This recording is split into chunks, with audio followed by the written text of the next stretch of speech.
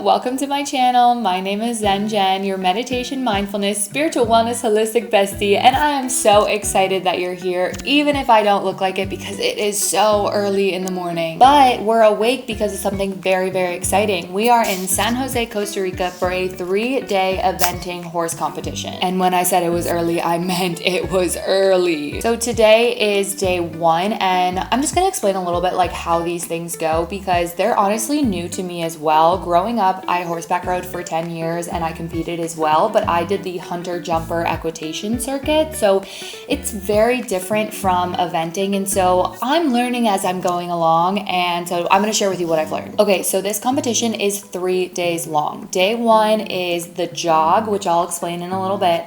And then you do dressage. And then day 2 is show jumping. And then day 3 is cross country jumping. Day 1 dressage, the way that it works is everyone in your category or everyone in your division gets the same test, and you go into the ring and you follow this test. And this test involves doing certain actions to different letters that are placed around the perimeter of the arena. Dressage has become popular outside of the equestrian community because it's like the horses are dancing. Like there is a style of dressage that's called freestyle, and so you go in there and you can choose any song that you want, and essentially your horse is gonna dance to it. Like I'm pretty sure there's a meme or just like funny video clip that was circulated around with Snoop Dogg watching the horses in the Olympics and being like, that horse is crib walking. I'm not going to be doing any of that. My dressage test is very basic, walk, trot, canter, very basic circles, diagonals, things like that. So it's not too crazy and it's not even close to what the professionals do. But nonetheless, there is a judge and the judge gives you a score, and then that's where you rank as you move into day 2, which is show jumping. Show jumping is when you're in an arena and you're essentially jumping over colorful sticks. And so everyone in your category has the exact same course that you need to follow. So your goal when you go in there for your show jumping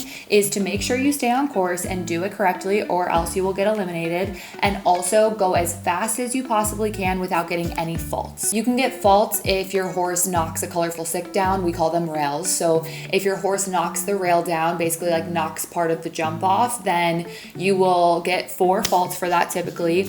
Or you can also be faulted if your horse refuses a jump. So you want to make sure you're going as fast as possible without knocking any of the jumps down and making sure your horse doesn't refuse any of the jumps. And obviously making sure you're doing the course correctly too, like I said before. So at the end of day 2, you are ranked based on your time, how fast you went, and how many faults you had, and that score is added to your dressage score from the day before. And then we move into day 3, which is cross country jumping, which I will say is a bit more dangerous. There is very solid jumps that you're jumping over, so it's not like show jumping where if your horse knocks the jump, just a rail falls and your horse is fine. It's more like if your horse knocks the jump, they could potentially flip over and you flip over as well. So it's really important to be super safe during cross country and to make sure that you're taking care of your horse and you're riding in a safe way. And in cross country, the jumps are like all over the place. So for this competition, we started down in a field and we had like 6 jumps down there. We rode through water, and then we ran up a hill, and then we ran and jumped out of an arena, and then we were up in a bigger hill, and we were going up other hills, jumping over and down and up banks. So cross country is like a lot more involved, and they're typically a lot longer courses. So like my show jumping course was only 10 jumps and there was no other elements to it. My cross country course was 13 jumps, and I also had to go through water twice, and then I also had to sprint up a hill. There was a jump at the top of another hill, and then I opted to jump down an additional bank to cut my time to get to a jump faster. And cross country, I would say, is scored similarly to show jumping, but it is a little bit different. So with show jumping, you really just like want to go fast and you want to stay within an allotted time. With cross country, there is like the ideal time. So that's what you're shooting for.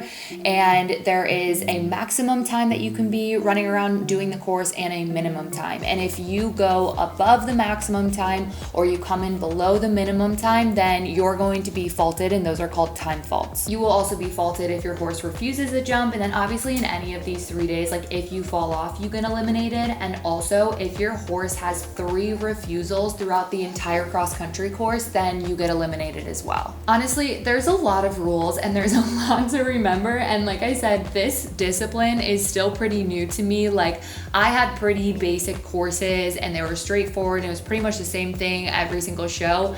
This is completely different every time, and there's just like so many rules, so many like nitpicky things that I'm still trying to grasp. Now, rewinding to the jog, this is what happens before you even start your dressage test on day 1, because this is when you present your horse to the vet. Essentially, you walk and trot your horse in front of the vet so that the vet can make sure that the horse isn't sore, isn't lame, and can move forward in the competition safely. And for the jog, you can wear whatever you want, and this was actually a team competition. So me and my partner, we were team Pink Pony Club, and we went all out with our outfits. We were obsessed. Everyone was obsessed. We literally won an award called the most glam. So anyway, I planned on recording more of the competition, but truly I was exhausted between marathon training and doing the actual competition. So this was all of the footage I got. I think I'm gonna add in some clips from the show at the end of this. And honestly, I don't think that they're like that great of quality, but at least you'll be able to see kind of what I was talking about. I know this content is a little bit different than what I usually post, but I just love sharing my passion of horseback riding. So if you enjoyed this video and if you made it all the way to the end, comment down below your favorite pink emoji. Love you so much. See you soon.